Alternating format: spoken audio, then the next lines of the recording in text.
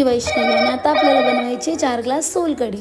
त्याच्यासाठी मी एक मोठं मिक्सरचं भांडं घेतलं आहे। त्याच्यामध्ये जवळजवळ 300 ग्राम किसलेलं खोबरं टाकलं आहे आणि 3 ते 4 मिरच्या, 15 ते 20 लसणीच्या पाकळ्या टाकल्या आहेत। पाणी टाकून मी त्याला मिक्सरला लावून घेतलं आहे। एक मोठा टोप घेतला आहे, त्याच्यावरती स्ट्रेनर ठेवलं आहे आणि त्याच्यावरती कॉटनचा कपडा ठेवून मी त्या दुधाला गाळते। आता कॉटनच्या कपड्याने दूध गाळायला खूप इझी होतं आणि खूप लवकर होतं, त्याच्यासाठी मी हे असं गाळते। तुम्हाला कपड्याचा नाही यूज करायचा असेल तुम्ही डायरेक्टली स्ट्रेन करू शकता। पूर्ण दूध काढून हे जवळजवळ 1300 ते 1400 ml दूध होतं।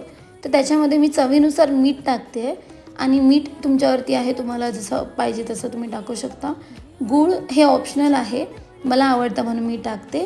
आणि हे जे आगळ आहे ते घरचं आहे, त्याच्यामुळे त्याची क्वांटिटी पण कमीच असते। ते घट्ट असल्यामुळे कमी आगळ लागतं। कोथिंबीर टाकून मग माझी सोलकढी ही रेडी होते। आता ह्याची पॅकिंग आपण नेक्स्ट व्हिडिओमध्ये बघूया।